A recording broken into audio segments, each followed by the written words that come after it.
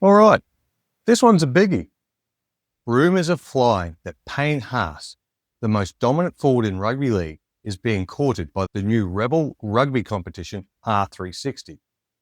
And not just courted, they're talking about $3 million a year. That's more than the NRL's entire salary cap in 1990. So let's break it down. What does it mean for Payne? What does it mean for rugby league? And most importantly, what does it mean for the mighty Broncos?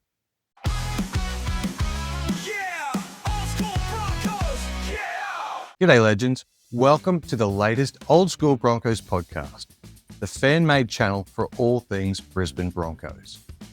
Now, we've heard this story before. Big name rugby league player being chased by rugby's big wallets. Sonny Bill, Falau, Punavali, Korobiti. Every time there's the same question. Can they actually play the 15-man game at the same level? Payne Haas is different. He's not a winger you can throw into space or a fullback who just needs to find that line. He's a middle forward, a wrecking ball who lives for the grind. He eats meters, breaks tackles, plays 80 minutes when no one else can, and makes 200 plus meters look like a casual jog. But the big question is, what do you do with a player like that in rugby union? Let's be real, Payne Haas is a physical freak. He's 120 kilograms, mobile, durable, and somehow still improving every season.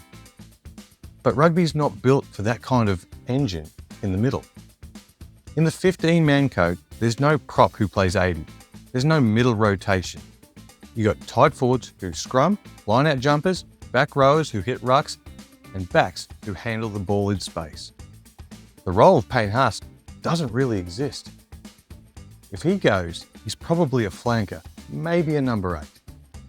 Or if someone wants to get wild, an inside centre like Nonu. But here's the problem. Those are all specialised positions. You can't just drop in and dominate because you're strong. You've got to know the patterns, the rucks, the line-out codes, and how to stay legal in contact. And union refs, mate, they'd be blowing the whistle on him before he even got out of the dressing room. That's not a knock on Payne, it's just reality. Even elite NRL backs take years to adapt. So a forward, especially one who spent his career perfecting a very league-specific role, would be up against it. So what is R360 anyway?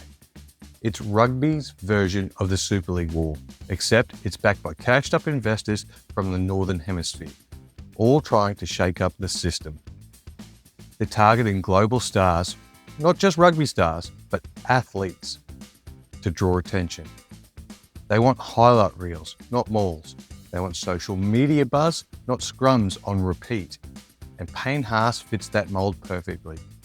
Physical freak, young, marketable, with highlight reel moments every game. They don't care if he can play number 8 or not. They just want the headline. NRL superstar Payne Haas joins R360 in $3 million move. And let's be honest, $3 million with minimal tax? That's hard to turn down, especially when your NRL salary is about a third of that, with elbows hand in your back pocket. But again, what's the motivation? Is it the money, the challenge, the global profile? Or is it the idea that doing what no league forward has ever done before, conquering the 15-man game from the middle? Sure, Brad Thorne's been there, but he had a background in rugby, and the second row is very different. Now, let's bring it back to where it really matters. Red Hill. If Haas does go, and we're not saying he will, but if he does, that frees up $1 million in the salary cap immediately. That's money that could rebuild your forward pack and still have cash left over for a marquee signing. So who do you go after? Well, there's one bloke that ticks every box. Big Tino. Leader, Queenslander, alpha. He's a forwards forward, hard-nosed, aggressive, and plays with the intent every single carry. And more importantly, he's not that happy where he is. He's been promised the world at the Titans, but the reality hasn't matched the hype. He's carrying that club on his back every week. And for what? Another season of rebuilding? Let's rewind for a second. When Tino left Melbourne in 2020, he wanted to come home, back to southeast Queensland. He is a Gympie boy. The Broncos were an option back then, but they were still rebuilding. The cap was messy, the culture was shaky, and the Broncos had Haas, Carrigan and Flegler on the books. So he ended up at the Titans. Local boy, captain material, leading a young team. 5 years later, patience is wearing thin, and for the Broncos, things couldn't be more different. Now, it's a well-oiled machine. Madge has got the group humming, the standards are sky high, and that leadership Tino brings would fit like a glove. He's not Payne Haas, no one is, but he brings something else. Presence. He's vocal, he's demanding, he sets a tone. Where Payne dominates through example, Tino dominates through attitude. He's the kind of forward that fires up a team when it's flat. And with the Broncos' young pack, Carrigan, Piakura and Willison, that kind of voice would elevate everyone. Let's not forget, Tino's a Queenslander through and through. He bleeds maroon. Imagine him in the maroon and gold, charging through the middle with Carrigan beside him and a fit Xavier Willison off the bench. That's Queensland's forward pack with strike, mongrel and pride. You'd have the leadership of Tino, the work rate of Carrigan, the explosiveness of Piakura and the footwork of Willison. That's a combination that could keep the Broncos right in that premiership window even without Payne Haas. And remember, Haas has given everything to this club. If he does go, it's not betrayal, it's business. He earned the right to chase the bag if that's what he wants.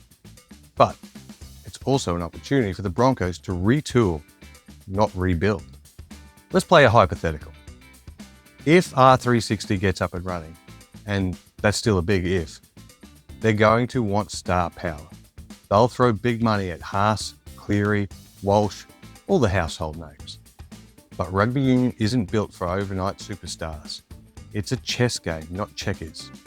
And most league converts find that out pretty quickly. You might get a pay rise, but you lose the spotlight.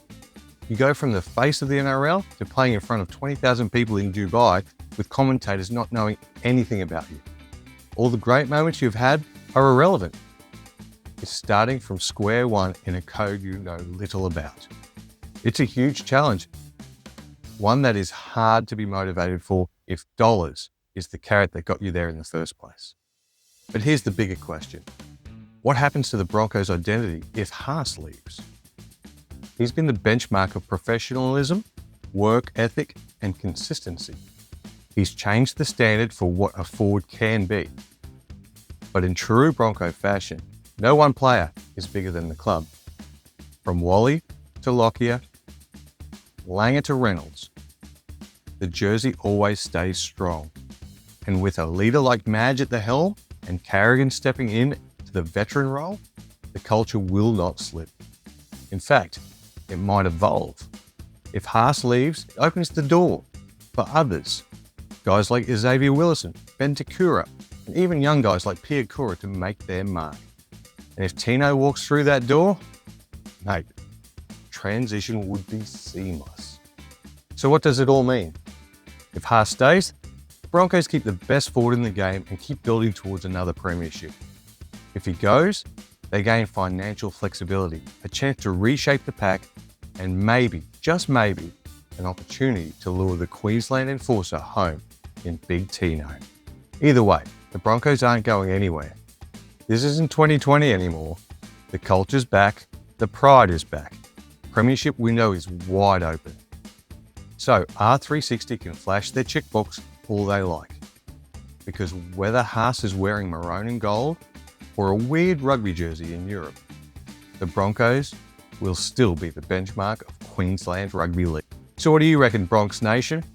Should Payne take the bag and chase the challenge? Or stay and build a dynasty? And if he does go, would you like to see Tino as his replacement? Let us know in the comments, because one thing's for sure, the Broncos will always find a way. That's the old school spirit and what makes this club the pride of Queensland. This is the Old Skool Broncos Podcast. Let's go, Broncos.